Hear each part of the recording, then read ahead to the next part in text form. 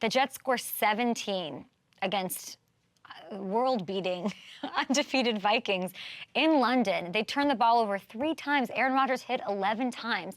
I love this man. I cannot watch this man crawling, barely getting up, Luke.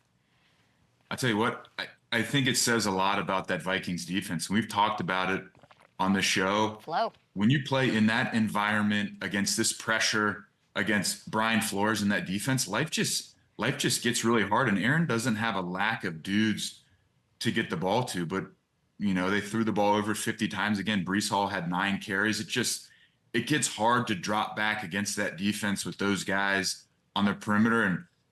And the Vikings had some very timely calls. That pick by Van Ginkel was just a great play call. It looks like 0. He drops out. Aaron puts it right on his chest. He scores. And then the interception by Stephon Gilmore at the end of the game is, I think it's a fantastic play. He's playing, hey, Aaron Rodgers has always been historically a back shoulder guy. I'm going to put my chest on the receiver instead of turning away from him, putting my back to him. And that ball gets thrown. And he's able to make a great play on the football. They just are so good on defense this year. I like what you're saying because I think it's important that I think a lot of producers on a lot of shows this morning are crafting segments, questions about the Jets. And what you're saying, which I find so incredible and refreshing, or seem to be saying, is that this win was much more about the Vikings than it is about the Jets. Well, it shows, the storyline for the start of the season is Sam Darnold's lighting it up, blah, blah, blah. And then yesterday, he plays against a good defense. He doesn't have his best game. The defense for the Vikings steps up, and they can still find ways to win. So they can win going away when Sam's plays great, and then they can also win dirty games. And I think that's just the mark of a good football team. And I think a lot of credit needs to go to Kevin O'Connell, Sam Darnold, and Brian Flores for the job that they've done this year. I don't want, Vikings fans aren't going to want to hear this, but I think Brian Flores should be a head coach and should get as far as they can go here. And I'm a little, do you agree with me? You're nodding, but clearly he had some things happen to whatever lessons learned or whatever. But this is not new. How incredible he is. The game plans, the stifling of the Niners, the ability to give a mastermind like Shanahan fits, and over, and it keeps repeating against Aaron Rodgers. I don't know. It seems like he should be a head coach somewhere. I mean, absolutely. He comes in and their defense has gotten dramatically better. And every week this year, yeah, it's unbelievable. Every week this year, we've talked about what this defense has done, the pressure looks, the confusion. Is it man? Is it zone? Is it zero? Are we dropping out of zero? And it's complementary football, and he has those guys playing so hard, so fast, and guys are making plays. There's no reason why he shouldn't be a head coach. They got to get away from everybody that needs to be a head coach, needs to be an offensive guy. Flores, I think, would do a fantastic job. I'm sure the Vikings don't want to hear that, though. They don't. What about Rodgers? What do we do? They're not on the same page. We're talking cadences. We're talking like rhythm. He's saying, I feel like Aaron's sort of walking it down. He's saying he still has faith. He thinks they're going to go on a run. He's trying to do that whole relax, run the table sort of vibe. I don't know what side of the fence to be on with the Jets. Peyton Manning came on our show. I reminded him his Broncos his first year started 2-3. The headlines were not kind about Peyton Manning's play, and then they won 11. Sorry to bring up the Broncos to you, Luke, but the Peyton Manning Broncos to you. But what is the lesson of what's going on with Aaron Rodgers?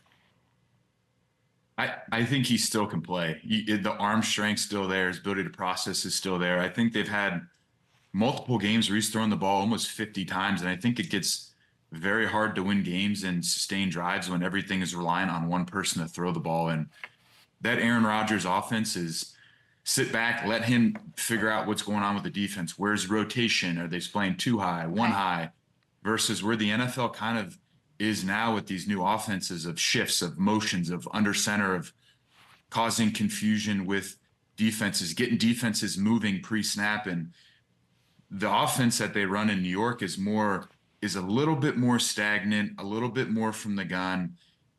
And all these defensive coordinators now have the ability to just kind of game plan, send blitzes at certain angles, understanding where run game's going based on where the back line's up. And that's my take from it. But if you're an offensive guy, you've got You've got your reasons for why you do it, but I'd rather a team come out and line up and be stagnant than be a Kyle Shanahan offense with shifts and motions and under center. Just puts more stress on a defense. Does more motion help the O-line? Because that's the issue, right?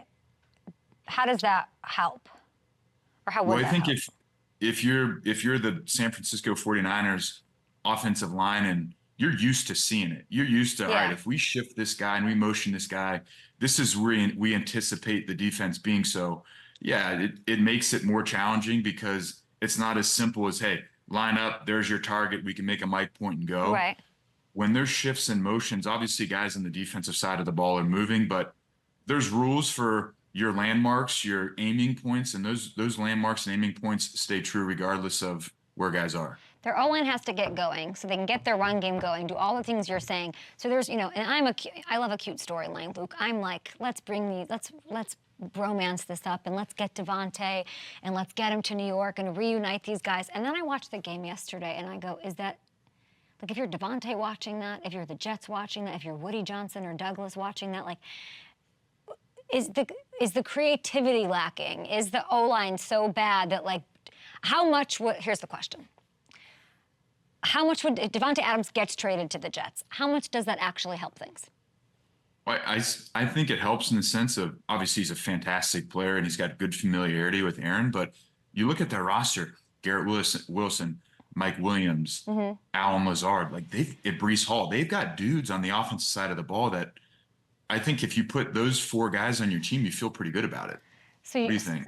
I don't know. I think I'm trying to think, like, does Devontae Adams take them to correcting this stuff? Or it's clearly not the issue. Like, is the play calling going to favor, I don't know, something more creative where, like, I feel like you'd be doing your thing that you did your whole career and calling out the plays if you were lining up against them. That's what I feel. Yeah, I think you bring one guy in. I think if you're relying on one guy to change your team, I think you're setting yourself up for failure. I mean, I think at the end of the day, it comes down. It's super simple. It's execution and not beating yourself and making plays when your number gets called. And I think, yeah, Devontae's a fantastic player. It obviously helped him, but I don't think one player is gonna make them throw the ball any less than they're throwing it right now, or fix stuff up front, or make them run the ball anymore. I think looking for one player to change your team is a dangerous thing. So it's Hackett, Luke. What's that? So it's Hackett. Yeah, go get it. You got to go. No, Guys got to make plays. No, I said so it's Nathaniel Hackett. Oh, Hackett. I thought you said attack it. I'm like, yeah, of course. Attack it. I think that Aaron and Nathaniel Hackett have a great relationship, and I'm sure a lot of what they do, which is meaningful, as we know, for Aaron to have there's value in that. That's a premium. That's rare. Absolutely, and I think that those two guys probably have equal influence on the game plan and what gets called. I don't think and granted, I'm not up there, but I can't imagine it's a situation where Aaron comes in on Monday or Tuesday and Hackett's like, hey, here's the game plan. I think there's probably a lot that goes into it together with both those guys about what they both see. So he's so unique, Aaron is, that them throwing the ball 52 times with that guy, like, sometimes as a defense, I want you to hand the ball off so I don't have to deal with Aaron throwing the ball, but they've struggled with that the last couple of weeks of just high volume throws and not getting enough out of the run game. Play design, play calling. Let's introduce a little thing called balance. Aaron, you love the woo-saw stuff. Like, let's get that going and see if they can turn around. Let's see if they get Devontae. I do think he'll be a huge boost. I'd love to see him in that locker room. Okay, we'll be back.